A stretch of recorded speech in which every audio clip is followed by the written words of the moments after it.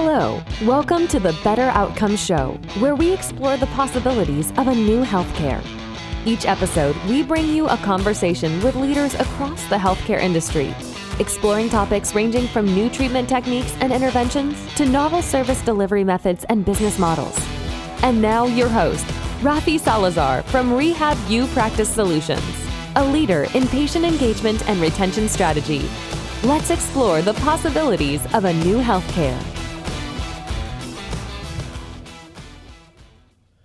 Well, hey everybody, welcome to another episode of the Better Outcomes Show. I'm your host, Rafi Salazar from Rehab.app Practice Solutions. We help healthcare organizations acquire, engage, and retain more patients so they can increase their revenue, decrease their no-shows and cancellations, and deliver better outcomes and a greater patient experience.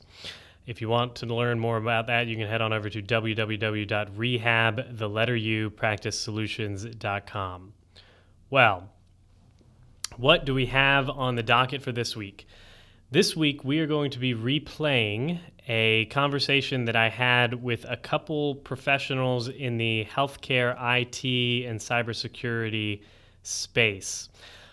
We've talked on the show a good deal about leveraging new technologies, about artificial intelligence, logarithmic learning, you name it, implementing technology in a way that allows us to leverage those tools to improve both the patient engagement, patient experience, but also patient clinical outcomes.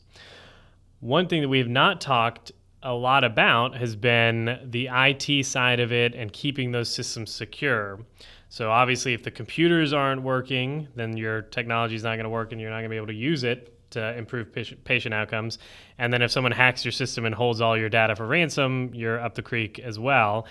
And unfortunately, that's becoming more and more common here in healthcare. There are stories breaking, it seems like at least every other week, about a new data breach at some healthcare organization that ends up costing millions of dollars in damages. I mean, if this happens to a smaller organization, it could bankrupt them. So we brought on Gordon Renshaw from Crosslink Consulting. They're a managed IT services firm. And then we also brought on Chris Napier from Corvid Technologies, Corvid Cyber Defense.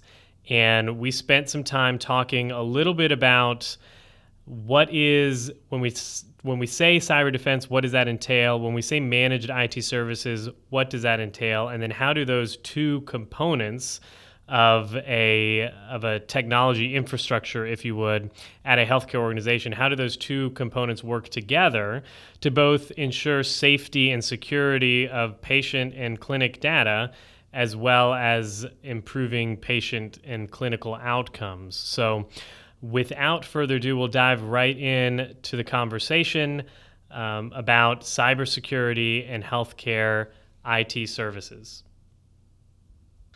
Well, hey, everybody. Welcome to this webinar on healthcare IT, managed IT services, cybersecurity, cyber defense, kind of what you need to put in place from a IT standpoint, and then the risks that are and the threats that are there, particularly for healthcare providers from a cybersecurity standpoint. Our panelists today, first up, we've got Gordon Renshaw from Crosslink Consulting. So Gordon, why don't you introduce yourself, tell us a little bit about yourself and a little bit about what Crosslink does, and then we'll move on to Chris. Okay, great. Well, thank you for having me, Rafi. And as you know, I'm a Canadian, originally living in the South. So a Southern Canuck. Have been down here for about 22 years in Augusta, and Crosslink Consulting, an IT cybersecurity firm. I've been with them now going on probably, we're closing in on 3 years. And it's an opportunity to be able to redefine the IT cybersecurity industry. I'd been in retained executive search for a good amount of years before, and enjoyed being able to redefine some of the things that needed to be done there. Our mission at Crosslink is emblematic of, I think, what I just said, that to deliver IT and cybersecurity services faithfully, according to our calling, with unparalleled integrity and fidelity in a way that redefines our industry. So it's Patrick Reynolds is the founder of it. It was founded back in 2004. And we're now serving a good number of folks within the healthcare industry accordingly. All right. Well, thanks for being here. Thanks for sharing your expertise with us. Chris Napier, why don't you talk to us a little bit about yourself and Corvid Defense? Sure. Thanks, Rafi. Again, I appreciate everybody's time today and the opportunity to speak to everyone and kind of educate you all, hopefully a little bit more on the cybersecurity side of things and who Corvid is. So again, my name is Chris Napier. I'm originally from Augusta, Georgia, but I currently have resided in Charlotte, North Carolina for almost 7 years now. And I have predominantly a sales background, and a lot of that actually is in the healthcare space. Before I was working for a company called Medline. I'm sure that most of you are aware of them.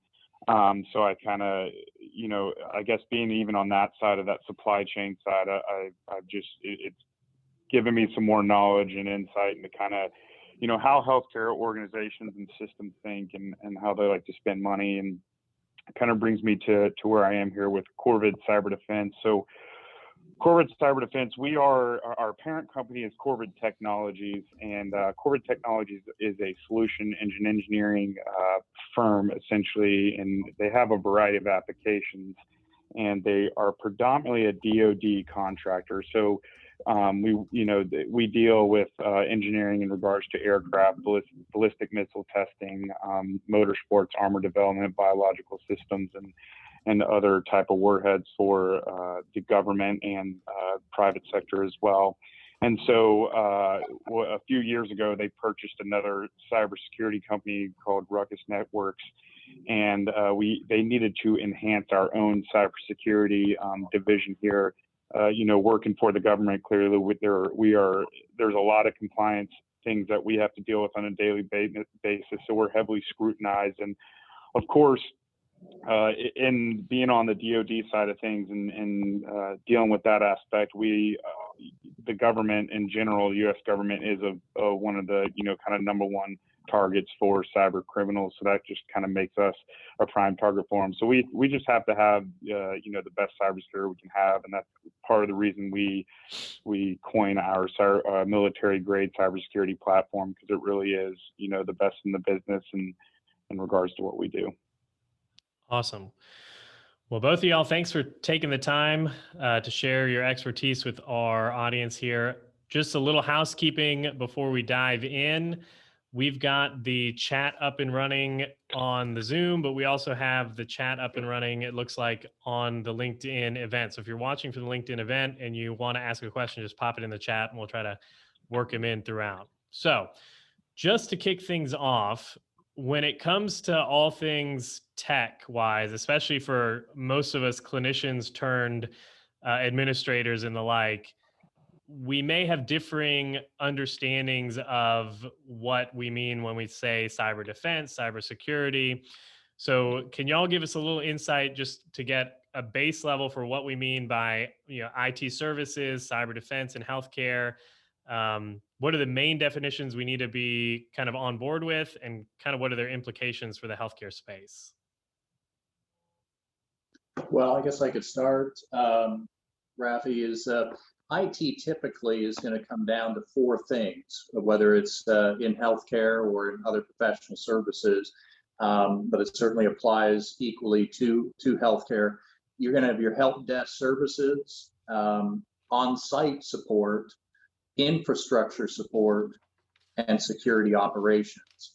So basically, managing your system really should be a proactive exercise instead of just reactive. And I think our industry is fairly got comfortable regarding the responsiveness. Instead of being proactive, there's an opportunity because there's not necessarily a lot of expert knowledge with a client. So with the healthcare practice, we have found that it's an easy thing to do as an IT provider to simply sit back, and that's where we see the opportunity to differentiate and really redefine.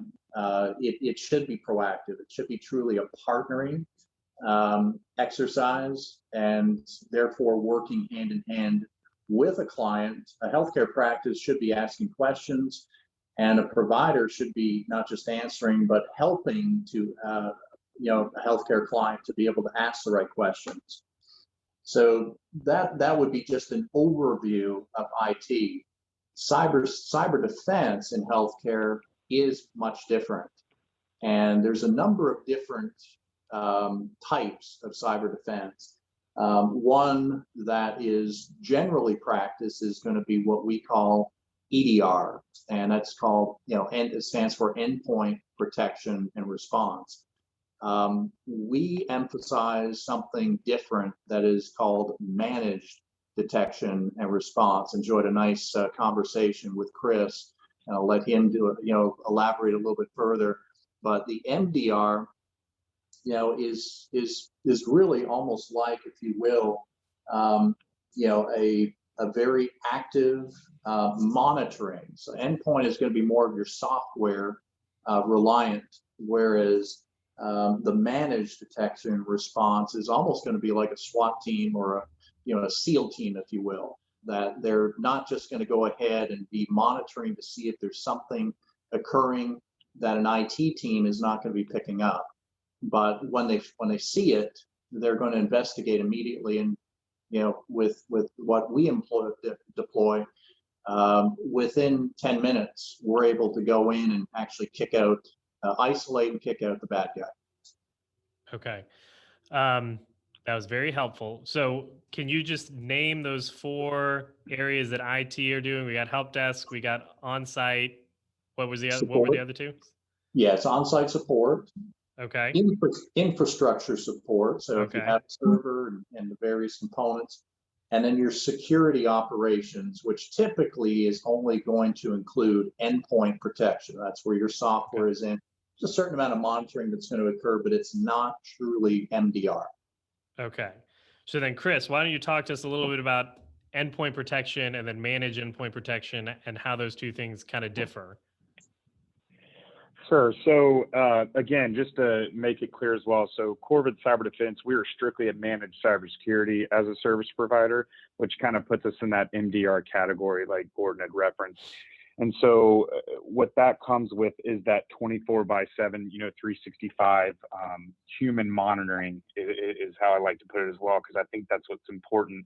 I think when sometimes you even look at EDR, like an endpoint protection, which we as well deploy an endpoint agent into our clients' environments, and we currently use a company called Cylance, but there are a lot of other options out there, and we work with several of those as well. But I think the big thing with the EDR is, when you, like Gordon said, when you have somebody managing it, we can jump on it very quickly and resolve the problem, even while you're asleep at night. Instead of having, to wake you up, we can essentially kind of quarantine and find the issue and then make some changes.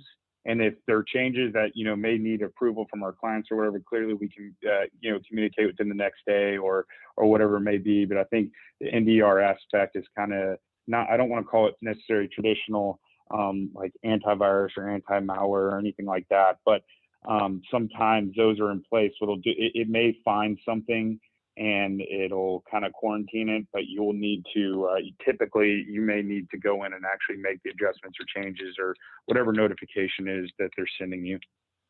Okay, cool deal. Great. Well, then moving on from there, when we talk about managed IT services and cybersecurity, what are kind of the must-have components? And Gordon, this is probably a question for you, that a healthcare organization, maybe a small clinic, maybe a large facility, what are their must-have components for managed IT service systems, primarily in healthcare? Well, and it's a great question, and it's to a large extent, Rafi, and you and I have had this conversation, to a good extent. There's a re-education in regards to how many healthcare practices are approaching IT in making decisions. It really does come down to relationship, not a transactional operation. and describing that a little bit, there's a lot of healthcare practices, not to pick on just them, but that's what we're talking about today, certainly prevalent across the professional services, where a lot of practices will treat the IT service decision not unlike that they would treat a janitorial housekeeping company decision or a landscaper. And it's got to be more than that. This is not just, being able to go ahead and get some services that are like clockwork, and they'll just do their thing and we'll do our thing, and as long as they provide their services, we're safe, we're good. It really does need to be, one of our monikers is that we're the friendly IT department down the hall. It needs to be that kind of a relationship. You need to be in communication, and your IT provider needs to be communicating with you proactively. If that is not happening, you should be nervous. It is critical that you are asking questions and that your IT provider is providing that questions to you. So proactiveness is key. If you're not hearing from your IT provider, you should be nervous. We find way too many times, and it's predictable at this point, and these are folks that do a lot of advertising around us, in cities like Atlanta, not just Augusta. It seems to be prevalent across the United States, where IT providers are going through the motions and relying upon a fair amount of ignorance in regards to what people should be asking. And the reality is that we come across clients that don't even have monitoring software employed on their computers, which means that the IT provider, if there was a breach, they would be the last to know. Unacceptable, lawsuit worthy, but it happens prevalently, and it can't. There's just too much at stake. High response. If there is even just a question that is coming from you as a healthcare provider, not just from the leadership, but from your frontline folks, and there's not a high response from your IT provider, then you got the wrong provider. There has to be that kind of urgency, immediate response. If you're not getting it, you need to get it. And there also needs to be what we call CISO, which certainly I know that Chris is very much engaged accordingly, but that stands for Chief Information and Security Officer.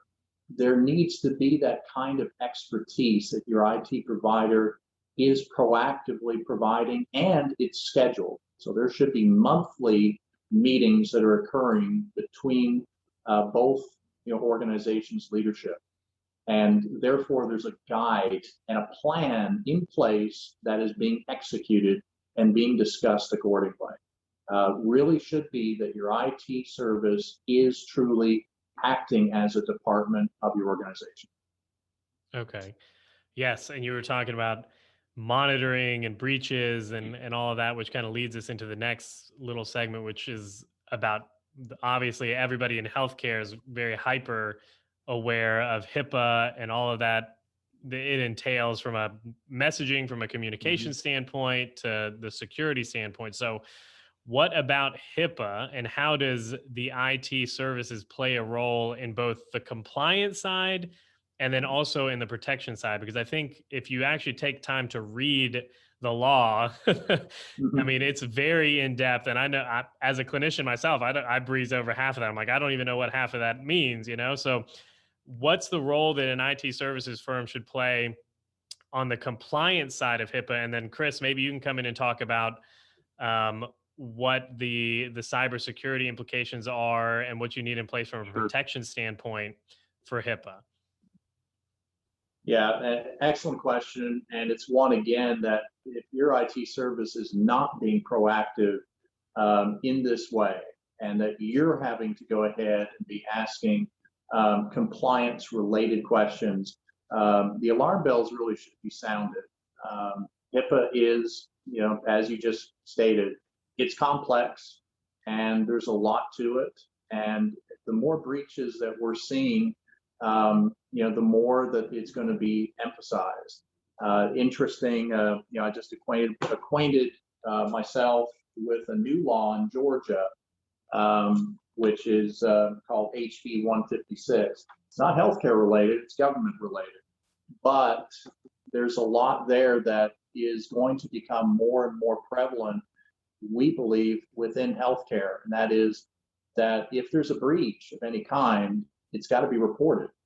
And, from a legal standpoint, we have a gentleman that on our team who was a U.S. attorney for several years, and is now a senior advisor to our team. And this gentleman was actually one of three that was appointed by the Attorney General of the United States to prosecute at the highest levels across the United States cyber criminals. And it's been just a plethora of information available at our fingertips, but also to be able to provide healthcare professionals accordingly. He has described where legal precedent is being set, and that really IT cybersecurity is not undifferent from the automobile industry of the late 20s and early 30s. Liability laws being written daily as we speak. And there is going to be, if you don't pay attention to, HIPAA and, the requirements accordingly, and IT and cyber both play a major role accordingly. You've got to protect your data. You got to be able to do so from an administrative, physical security, and technical security standpoint. And it can't be all upon your shoulders in regards to asking the right questions. You have to be able to have a monthly visit, and that's where that CISO comes back in, that chief, information security officer identity. You don't have the money. Many healthcare practices don't have the money to hire their own person for this role. So therefore, your IT provider should be doing that. And if they're doing it properly and visiting, the HIPAA and the compliance accordingly, and any changes, alterations accordingly, then you can feel much more secure at night resting, knowing that you're being taken care of. Okay. And now, Chris, what are kind of the big, from a protection, information protection standpoint, what are the big things that healthcare folks need to be concerned about? I know you and I spoke earlier last week about some of the breaches that have taken place and kind of the financial implications and even legal implications of not having that squared away. So why don't you talk to us a little bit about that? Sure. And thanks again for that question. I think that's one where healthcare providers really need to make sure they kind of understand those implications and what that means to your business. Because, especially in 2020, it was a very tough year for everybody from a cybersecurity perspective. And that had to do with the fact that a lot of people were working from home, which in turn, there's more vulnerabilities due to that. If you look at the IBM 2020 data breach report, the costliest hit industry last year was healthcare. The average cost per data breach was $7.13 million. And another big part of that is because healthcare organizations are subject to kind of more rigorous, regulatory requirements. And if they're, and that you can, and also the financial market's another one that kind of has some of those rigorous requirements as well. And usually those industries tend to have much higher data breach costs. And on top of that, the average days it took for something to be detected in your network was about 236 days to identify that, and then another 93 days to contain. I guess, again, going back to, you really want to look at it from a business perspective as well, just kind of what would that do to your organization? Because again, you could face, HIPAA violations and fees. And I think last year, what I found on the HIPAA, it looks like the average HIPAA penalty in 2020 was $713,000. And then that was probably, that's also a little bit on the higher end as well. But you just have to look at what that's going to do to you. But I think the most important thing in regard to any healthcare organization is that your cybersecurity plan and strategy, that definitely needs to align with your patient safety initiatives as well, because that's what this has become, a patient safety issue. because we've seen in the news that some of these hospitals that have had a ransomware attack and they're locked out of their system. And the big thing in healthcare is, we're seeing a lot more medical devices and things like that being connected via internet. And, if there's a life-saving one or whatever it may be, and your network, you're locked out of your network and you do not have any control over anything, that can cause patient issues. And then you're also dealing with kind of resulting to pen and paper and trying to log and keep track of things that way. But it's also hard. A lot of hospitals clearly have taken their data and put it in the cloud and things like that and digitized it. And if you're locked out of that, it's hard to see any patient records and see, to make sure that certain patients are getting their, the correct prescriptions or whatever it may be. So there's a lot involved here. And I think it definitely needs to become in that C-level suite, but just regardless of how large your healthcare organization is or whatever it may be, cybersecurity should definitely be on the top end there, because it is becoming more costly. It's not slowing down. I do know, the thing with what hackers want is they more want, that personal health information and because they can take that and do other things with it. They even, have cases of people, hackers or a group taking information and going back and extorting people because if they get in your network, they steal all their personal information, if they're able to retain all the healthcare information as well. And somebody, may have a lot of private things they don't want going out in the public. And, these organizations they act maliciously here. They're not your friend. So, they've gone back and can tell people, you need to pay us this, else we're going to publish your info. So that can be scary for people. And then, looking at, again, another big thing is how long is your practice or whatever it may be. That downtime is important because that is costly to anybody. You can look at any business, not even healthcare, specific, but if, can you afford to have, 2 to 3, even possibly a month of being down? Like what cost-wise, what would that do to you? So all those are very important and they're very real. And I don't want to say the trends are necessarily getting better. We're going to see a larger increase in spend when it comes to cybersecurity, just globally, but, especially here in the US as well. Yeah, thanks for that. And I think you mentioned it there, and I know Gordon and I have had this conversation too. You said somebody can get access to your network, they root around, they look for information. And I think that's very counterintuitive to what most, at least clinicians, think of, and most probably lay people that aren't in this every day think about when they think about getting hacked or having somebody in their network. Like we're expecting the Norton antivirus alarms to go off, right? And you're telling me that that's not necessarily the case, right? Are there examples of people gaining access to a network and then I guess stripping information out? Like what's the end game there when they do that, and how can they do that basically? Sure. So I think one thing that it goes back to the types of, like, I guess, security protocols or measures that you have in place, and even going back to that EDR and MDR. And again, that EDR is really solely focused on that endpoint security, whereas an MDR, like a Corvid cyber defense, that includes that constant monitoring of your endpoint and network. And I think what we're seeing is, and this is what's important to understand, whether it's an MSP or an MSSP like us, you want to understand the technology stack of that particular company, because we are seeing a lot of organizations and companies as well, software companies, they're going from that traditional or legacy, most people here are familiar with like an antivirus or anti-malware, to a kind of what they call a zero trust. So with what we do here at Corvid, the issue with the legacy or traditional antivirus or anti-malware is usually those are reactive security solutions. So something's already in and it's found it, versus on our side, if we, using a zero trust technology, that's not letting anything through your, into your network or through your firewall. So it's stopping everything to examine it and make sure it's safe to go through.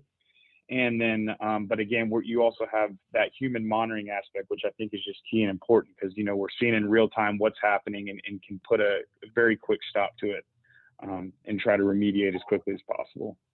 Yeah. Yeah, Rafi, what I would add to that is an example we've used, and this has been very helpful to clients. And I know Chris and I have talked with a couple of these analogies as well. And it should bear noting that we're not, we play different roles. What Chris represents and we represent, but we partner. For us, the MDR is available through being able to partner with someone like Chris and his company, Right. so that we can be able to provide that type of monitoring. We don't have the assets, the capability of doing that by ourselves. We're not experts in cybersecurity.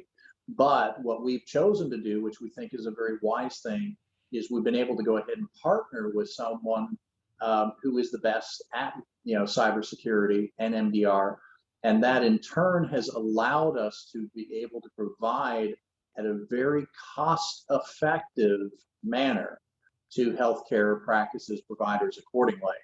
And that's where the difference is. So we're working together. An example I was going to give is it's like a warehouse with all kinds of valuables inside. Your EDR is like the deadbolt on the front door. Should you have it? Heck yeah. Does it work? Yes. But is it all you should have? Well, in today's day and age, in regards to all kinds of different ways, not just getting through a back entrance or windows, but there's a lot of stealthy ways that the enemy has done and demonstrated. Colonial Pipeline being one of the more recent examples that grabbed everybody's attention. But they're going to keep trying and trying and trying, and the ceiling and the floor and lots of different ways of being able to go ahead and get access to that warehouse. You have to have monitoring. There is just, it's like having, an ADT system. You're going to have your motion detectors and other types of detection devices that go beyond a deadbolt. And so that's where MDR comes in. There really is no substitute. Another, good point that that we make that seems to really help is that, ransomware is the most well-known type of cyber attack. But that's just the final stage of a modern cyber breach. Chris knows this, emphatically. It's usually preceded by credential harvesting attacks, and those credentials will be sold on the dark web. We have found in cases where the ransomware, when someone becomes aware, whether it's the IT service or or the individual themselves, a healthcare practice, at that point, the damage has been done. They are operating, once they gain access, they're going, horizontally through what they can be able to collect. And I'll give you an example that senior advisor I described you to that, earlier, that's on our team. He prosecuted a case where there were 6 defense contractors. All these were mid and small and mid-sized government contractors, private entities, and these were all hacked. They didn't even know that they were hacked. The way that they found out that they were hacked was through the federal defense department, when millions of dollars, actual dollars, had been stolen by the cyber hacker, and countless millions of dollars of defense secrets were stolen. This was a Chinese-backed nationalist effort, and ultimately these 6 contractors were not made aware until the federal government made them aware. They were used. They were simply used, and they were not aware that for months they had been used. That's reality. That is the world of cybersecurity and cyber hacking. Yeah. No, that's a good example, which you kind of mentioned it a little bit. So we'll circle back, touch it, and then move into kind of what are the biggest threats here. So you mentioned earlier that managed IT services and cybersecurity services, the MDR and all that are basically 2 different sides of a coin, right? Like they're not the same thing. So how do managed IT services interact with cybersecurity services? Should organizations look out at going and procuring both, or are there options like what you said where you've partnered with somebody like a Corvid or some other service doing that? Kind of what are the options out there? How should it work in an ideal world? I guess Gordon, you answer, and Chris, you can fill in the spots that need to be filled in. Yeah, thanks. And there really is no substitute for IT, good IT. A medical example that we give many times is, the ever-present risk, we're able to go ahead. We're not able to go ahead and eliminate our risk for having cancer, for instance, but we can reduce those risk factors. And so similarly, great IT teams can reduce the risk factors for a breach, but not eliminate them. The good news, just as regular checkups and screenings can help us detect cancer before it's too late, cybersecurity solutions can detect a breach in time to stop it. But that's still, you're doing the right things to ensure, just like, going back and forth, making sure that you're getting the screenings, getting tested. But essentially, you have to have, what we call, the MDR, so that you do have the best, software combined with monitoring that, that is available, and ensuring that therefore, if there is a breach, and we believe in many cases, it's not a question of if, but when. In today's day and age, another example we share with folks that this is factual. There are entire cities the size of Augusta in Russia that over 50% of their GDP is based upon hacking of American businesses, and that includes healthcare. Healthcare is one of the fastest growing areas of business that is being included in those numbers. I mean, think about that. Entire cities, that is what their entire GDP is focused. That's fact. That's reality. So therefore, being able to go ahead and believe that you're not going to have attempts and that there's not going to potentially be a breach is wishful thinking. The question is, are you protected when there's a breach? Do you have the backup, for instance? That's what IT provides you. But at the same time, if the bad guy gets in and they start maneuvering through your system, is there the alert? Do you have eyeballs on it? And do you have someone like Chris and his company working in tandem with someone like us to make sure that the bad guy is isolated and kicked out? All right. Chris, anything you'd add to that? Yeah, just a few things here, and although I think Gordon explained it very well, and again, I think he had mentioned earlier, when you're looking at your MSP, and especially if you're looking, like, let's just put it, you have Crosslink and then Corvid Cyber Defense, clearly, you want to make sure that there is a partnership there with everybody involved, all the parties involved, and make sure that there is that integration and collaboration, because that's really what is going to drive a very strong cybersecurity strategy. Especially, so we focus here at Core, we focus a lot in the SMB space, so that's small to medium-sized businesses, and do a lot in the government sector as well. And what we see a lot, even with health organizations, is people say, "Oh, I'm already good, I'm protected." And then ask a few folks, "Well, what are you guys doing, now?" And what we kind of found is they have all these different little things they're doing, and these different softwares that are running, this and that. But at the end of the day, if all those are not talking to each other and integrated essentially into one kind of centralized location, if you will, they're really not that effective. Really, honestly, that kind of just opens up the door to more vulnerabilities if you really think about it, because you don't have that monitoring aspect where they're seeing everything. So, same with thing here at Corvid, we're able to work with pretty much most and all MSPs out there. So what I would say, if a healthcare practice or whomever or hospital is, hey, we have an MSP, but, and there is that layer of security, because I'm sure most providing a layer or two of security, but again, like Gordon was saying, it's always important to, if you have a strategic partner, to bring them in to help enhance what's already there. To provide that expertise, but that's something you'd want to definitely have that collaboration, involvement, and just again integration of everything. I think is really important when it comes to your overall cybersecurity strategy. Great, thanks for that. So we've kind of talked about IT services, cybersecurity, how they interact, what they should work. So let's move on to what these services are really protecting you from. So I know we've had conversations, Chris and I, Gordon and I, over the last couple of weeks over kind of what the big threats are primarily in the healthcare industry, but some of this kind of is cross industry, right? Like some of the data harvesting that we're looking at and data attacks pertain to everybody, but primarily for healthcare. What are the biggest threats in the space, and kind of like the mechanisms by which they might gain access to your network and all that? So I guess, Gordon, do you want to tick off a few, and then Chris, you can tick off a few, and we'll kind of go from there?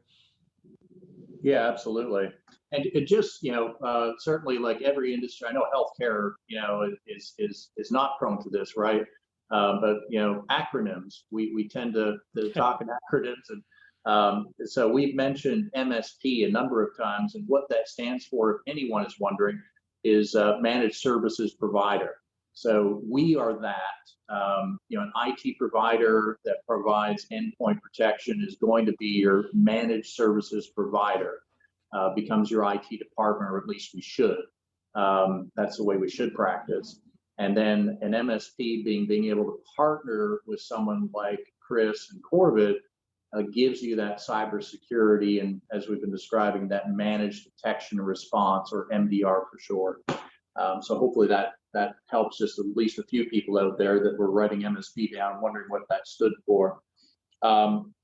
Ransomware is the most well-known type of cyber attack that's been in the news. It was just in the news again for just yesterday, a large software company of all things down in Florida. So being held for ransom for tens of millions of dollars. And you would think that, if anybody should be saved from a cyber attack, it should be a software creator, right? But everyone is unfortunately vulnerable. But a lot of people don't realize that ransomware is really just the final stage of modern cyber breach. It's usually preceded by credential harvesting attack. And that can come, we've all seen and probably experienced to some degree phishing, and those are tried, and many times even the best trained employees and well-intentioned employees can fall prey. We have a brand new healthcare practice that has multiple locations here in the Augusta area, and they fell prey. One of their administrator actually fell prey to a phishing attack. The owner of the healthcare practice was emulated with a email that looked almost identical. And if you didn't look close enough, and what had happened was that this individual had already breached. It was already in the system.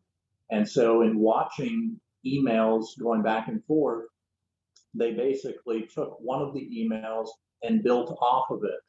And so when they went ahead and tackled the subject, it sounded legit. And so the administrator bought, and boom, the phishing occurred. Now something else occurred that alerted this individual, but the previous IT provider did not catch it. And that's where, again, you have to be able to have both elements of the IT as well as the cybersecurity.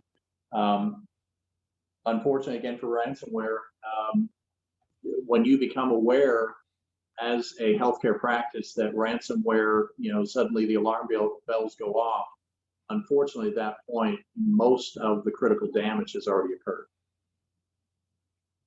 Yeah. So once you've been hit with the ransomware, it's kind of too late. You've already lost data. You're already going to be looking at containing and damage control and all of that, right? Correct. And it's the ransomware, as I described with a couple examples before, Chris has seen this firsthand as well.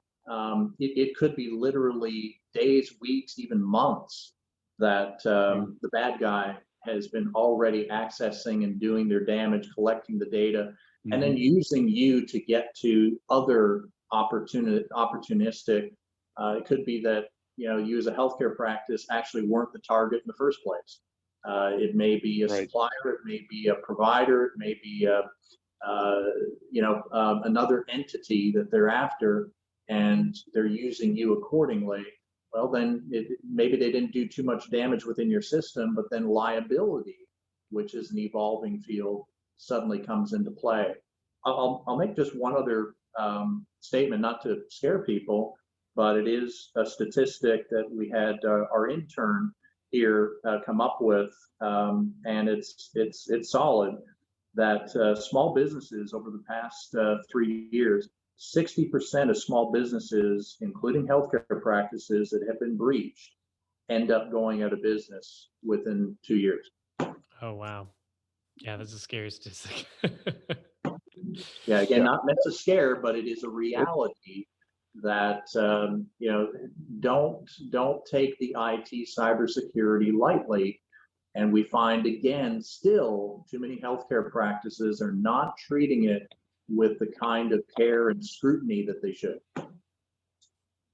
Yeah, thanks. Chris, what are some of those big threats that, Yeah, that you're seeing? sure. So again, like what Gordon said, I mean, he pretty much nailed it with the ransomware. We're seeing that, especially in 2020. I think it was around 50% of ransomware attacks were kind of healthcare data breaches. So it is becoming a large target again, because that personal information is so valuable to them. But they also, another big kind of group we've seen a lot of attacks on are like pharmaceutical companies and research labs, because this could be. As scary as it sounds, it could be another country that, like China or Russia, that are wanting to know what one of the pharma companies are up to, or, what are we doing with our COVID vaccine? So they may try to, steal that information or whatever they may be. So they've become a large target for research and innovation and development and things like that. I think, so if you look at, in RAF, I believe I told you this one, the healthcare network, I believe it was University of Vermont Healthcare Network, they had an attack last year, I believe it was a full ransomware attack on them. And right now, I think their costs have gotten up around $63 million, and it's still not done. They had roughly 5,000 systems disrupted due to this. They had to furlough about 300 people. And then, of course, they had to move patients out and send them to other clinics elsewhere. They had to reroute, ambulances and things like that, because this thing just totally locked them out and shut them down and just caused all these problems that are still lingering today. And I think some of the issues you think about, especially from a small practice or even a medium-sized practice, unfortunately, it's just, we've seen a lot of these organizations tend that, and also we work with, have some legacy systems and hardware. And I think it's really important to make sure you are budgeting and it is on your strategy for scaling and growth to upgrade your IT environment, because, there are certain softwares out there and even hardware that they don't kick out, updates to. And that's one big thing that, that is exploited by hackers, or, people not patching, updating, or maintaining their current servers and software and things that are out there in their environment, because that just leaves holes for them. And then also, I did want to touch on another thing Gordon said in regards to, hackers are very opportunistic people, if you will. You may never be the intended target, but they want to get into your system, and what they will do is they can get in there and then they just pivot from there and trying to find another way in. Another example is, I think it was in 2017, there was a casino, and I believe I explained this to you, Rafi, as well, but I think it was the American Casino, if I have that correct, out west. Their system was hacked, and the way the hacker was able to get in was through the thermostat in the fish tank. So, it's one of those things, who would have ever thought about that? But the thermostat in the fish tank was connected to their network, and the hackers hacked that thermostat and went from there and pivoted and got into their network from there. So they found a hole and exploited it.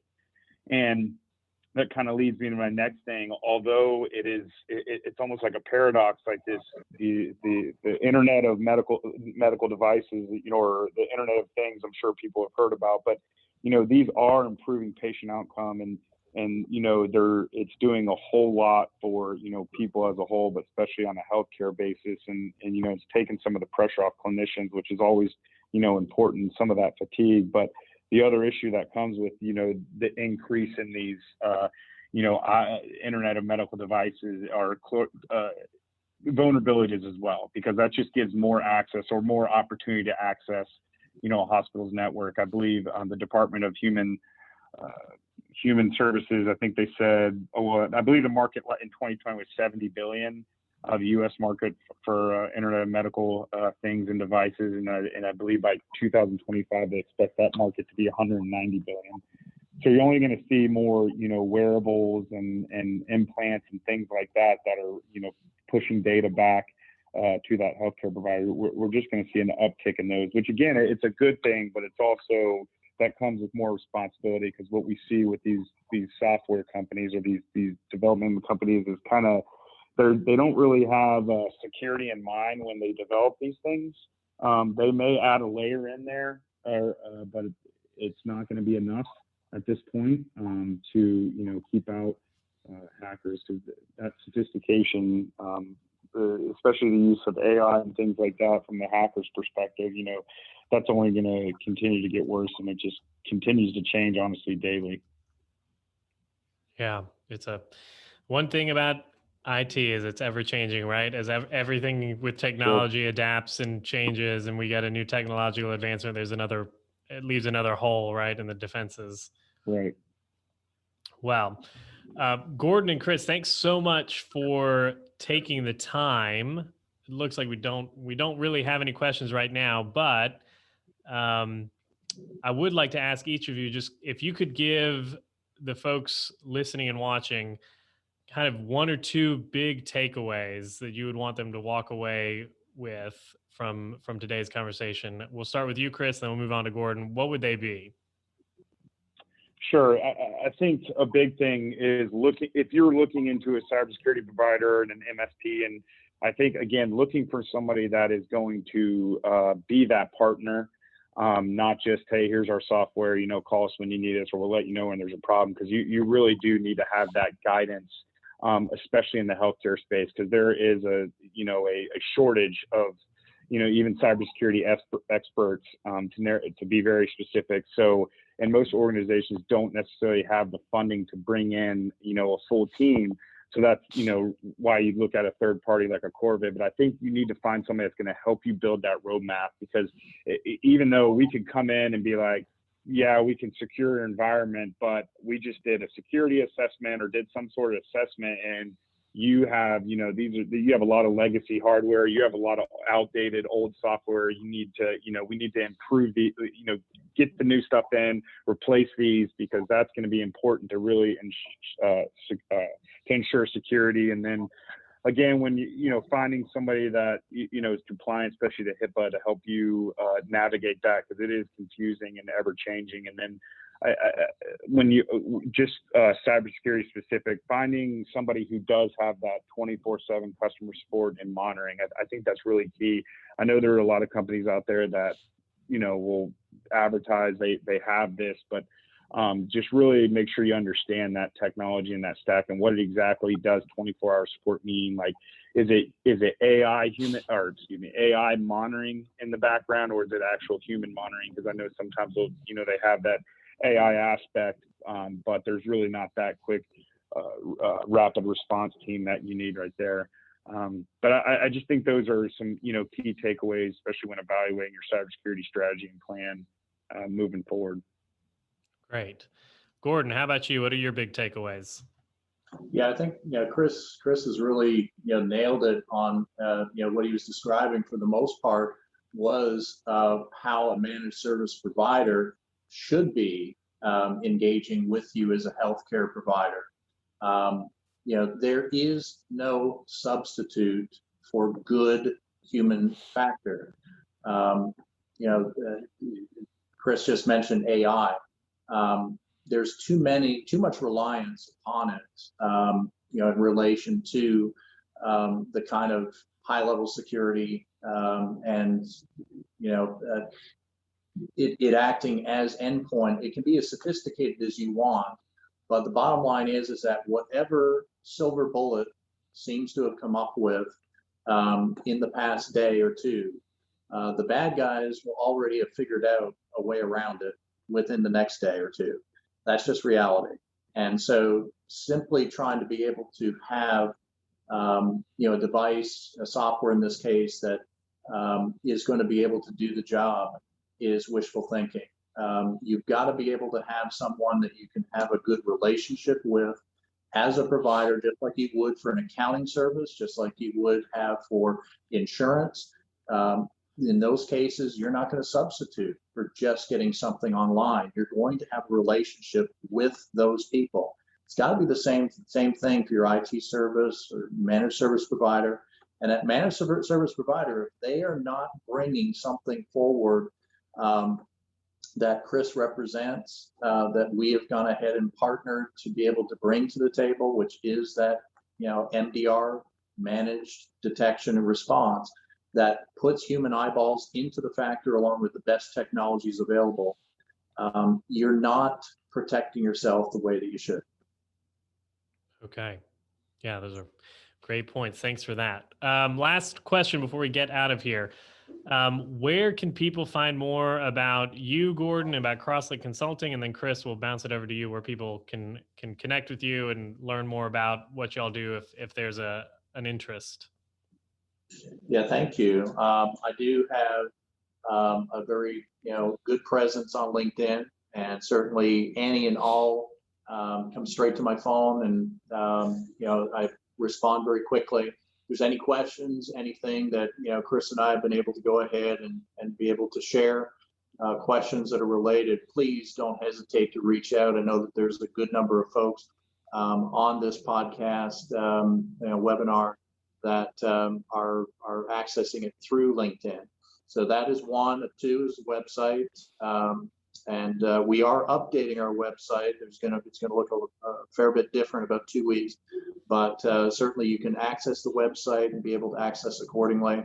My email, I don't know, Rafi, if you're going to be sharing that or not, but it's simply grenshaw@crosslinkconsulting.net. And then phone, everybody seems to know my phone number. I'll give it. I've had it for many, many years when I've been a leader here in the community with a couple different high-profile not-for-profits, and then also in my executive recruiting days. But that's 706-993-6969. Awesome. Chris, where can people find out about you and Corvid? Yeah, absolutely. So again, I'm on LinkedIn as well. So please reach out in there.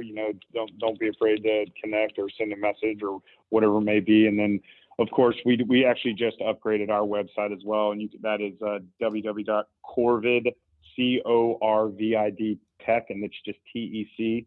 Well, actually go to corvidcyberdefense.com. That's right. I apologize. They switched it to corvidcyberdefense.com, all one word.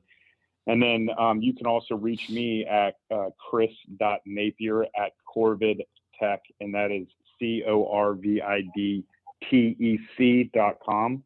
Or, of course, you can call me at 706-830-1763. Cool deal. Well, thank y'all too for being here. We'll link to all those links on the website when we get the webinar up and running. Have a good day, folks. You too. Thanks again, Rafi. See ya. Thanks, Rafi. Well, hopefully you enjoyed that conversation and walked away with some insights into healthcare IT, cyber defense, everything that involves keeping a practice or healthcare organization safe in these times where you've got hackers and malware and all kinds of stuff. As someone that's been on the healthcare side on both sides, both as a clinician and as an administrator, owner, operator, I can tell you, I don't think clinicians truly understand the severity of a breach or something like that, but also the importance and all the little different mechanisms that goes into making sure a patient's data is secure and safe, that a clinic's data is well maintained, and that is, accessible. Whenever I talk to folks like Chris or Gordon about just the intricacies of their work and being so much more than just somebody to call when the internet's not working or when the email isn't going through, it just makes you have a little bit more respect and appreciation for those folks and all that they do for us. I thought it was very interesting just to hear some of the stories that Chris and Gordon shared about healthcare organizations much larger than the one that I run being impacted very, very negatively, like to the tunes of millions and millions of dollars because there was a breach and they're being held accountable according to HIPAA. It's definitely not a place you want to be in as a practice owner. So hopefully if you don't have your managed IT services and cyber defense squared away at your facility, you go out and start making that right. And if you do, maybe it's just an opportunity to take stock of what you got, do a little self-audit and see if there's anything out there in the way of new tools or other partners out there that you might consider for starting and protecting your organization. Anyways, that's all we've got this week on that. If you like the show, head on over to iTunes, give us a rating and review. It would mean a lot. If you want to be notified whenever we drop a new podcast, we drop episodes every other Wednesday. You can head on over to www.betteroutcomes.show, and that'll route you to the podcast page, and you can sign up there to receive notifications whenever a new episode goes live. You can also go see all the backlog of episodes, the episode archive, if you would. We've had some really, really great guests on over the last year and a half, and there's tons of information, tons of insights there to listen to and to pique your interest.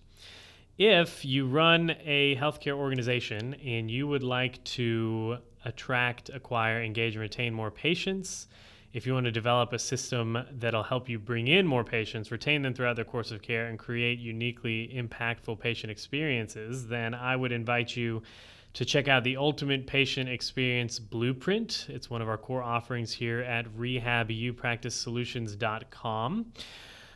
Basically, we'll walk you through our framework to help position your clinic, to build in patient relationship mapping, build your communication and marketing strategies, and then build in a framework. We call it the process and value framework for your clinic to help you have those value conversations with prospective patients so that you can get them to see the value that you as a clinician and unit organization bring to the table within the scope and the context of their health and their personal and clinical goals. If that sounds like something you'd be interested in, you can head on over to www.rehabilipracticesolutions.com/UPE. That's rehabilipracticesolutions.com/UPE for Ultimate Patient Experience. Until the next time, folks, be safe, be healthy. I will talk to you then.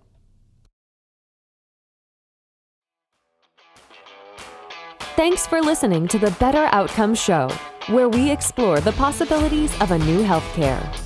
Our hope is that you walk away from each episode informed, equipped, and empowered to push the boundaries in your own practice or business. We want to give you the tools to help you build strong, long-lasting relationships with your patients and clients, helping meet their goals, improve their health, and achieve better outcomes. Learn more at www.rehabilipracticesolutions.com. We'll catch you on the next episode.